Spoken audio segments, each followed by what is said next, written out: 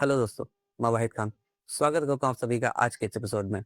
कभी-कभी एक पिता अपने परिवार के लिए, अपनी बेटी के लिए सपनों का एक महल बनाता है, लेकिन जब वही बेटी प्यार की अंधी गलियों में भटक जाए, तो महल किसी कब्रिस्तान में बदल सकता है। आज की कहानी है जय कुमार जैन की, जो एक कपड़ा व्यापारी हैं। उन्हें उन्हीं की 15 साल की बेटी ने मौत के घाट उतार दिया।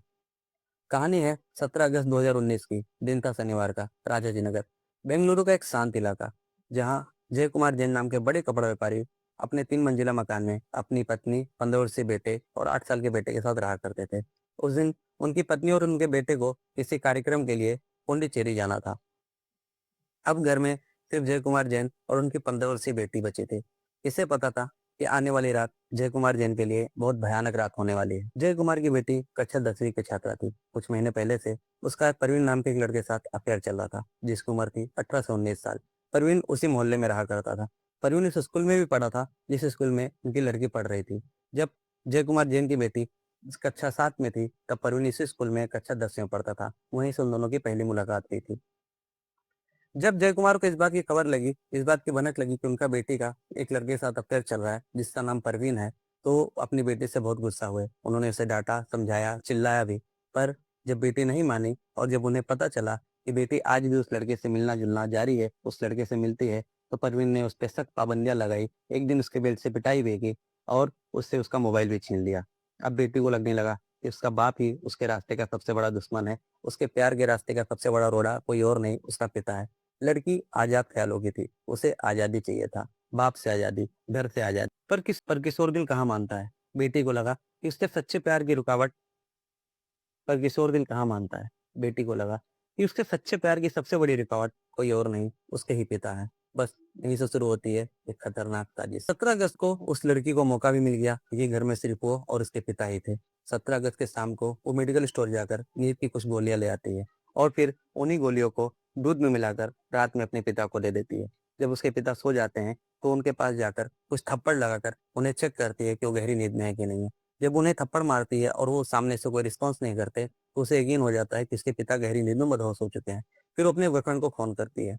रात में 2 बजे उसका वो बॉयफ्रेंड परवीन उसके घर आता है और फिर उन्होंने चाकू लेकर एक के बाद एक 10 वार किए। किसी और पे नहीं, उसने अपने पिता पर ही 10 वार किए। वो सामने थी, परवीन वार कर रहा था, वो सब देख रही थी। इस बीच परवीन को चोट भी लग गई। इसके बाद दोनों घबरा गए।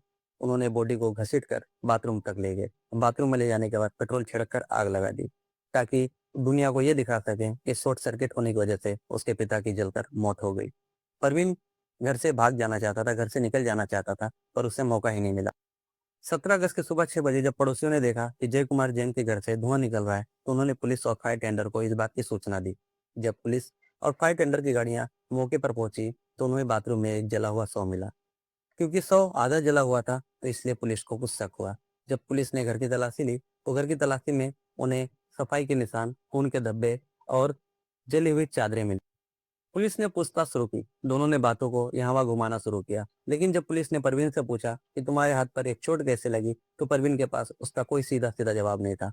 फिर पुलिसिया कार्रवाई के आगे दोनों टूट गए और दोनों ने अपना जुर्म कबूल कर लिया। इन्होंने किस तरह से अपने पिता की हत्या की, उन्हें उसने सब कुछ पुलिस को बताया कि उसने किस तरह मेडिकल स्टोर से जाकर नींद की गोलियाँ लाई और फिर दूध में उन्हें मिलाकर अपने पिता को पिलाई और फिर किस तरह से उसने रात के 2 बजे परवीन को फ़ोन करके घर बुलाया और फिर चाकू लेकर एक के बाद एक 10 वार कैसे अपने पिता के सीने पर किया और फिर बचने के लिए उन्होंने लाश को घसीटकर बाथरूम तक लेकर आए और बाथरूम में आग लगाई, ताकि सबको लगे कि एक शॉर्ट सर्किट से हुई घटना है। लेकिन उनकी होशियारी धरी की धरी रह गई और पुलिस ने सच का पता लगा लिया और लिया। लड़की चूंकि जुनाइल थी, तो उसे बाल सुधार गृह भेज दिया गया और परवीन के ऊपर आपराधिक मुकदमा दायर करके उसे न्यायिक हिरासत भेज दिया। जब प्यार, विद्रोह और किशोर मन का संतुलन बिगड़ता है, तब एक परिवार, एक घर, एक जीवन सब कुछ समाप्त हो सकता है। जय कुमार जैन की हत्या एक अपराध ही नहीं, बल्कि एक चेतावनी भी है। अगर आपको ये जानकर झटका लगा, तो सोचिए इस तरह की घटनाएं हमारे समाज में क्यों और कैसे हो रही हैं। क्या एक लड़की अपने पिता को सिर्फ इसलिए मार सकती है क्योंकि उसका पिता उसके प्यार के खिलाफ था? अगर आपको ये कहानी जानकर झटका लगा, तो सोचिए इस तरह की न जाने कितनी घटनाएं हमारे समाज में होती रहती हैं। आपको ये कहानी कैसी लगी, इसके बारे में हमें अपनी राय ज़रूर बताएँ। फिर मिलेंगे किसी और कहानी के साथ, तब तक के लिए गुड बाय, टेक केयर।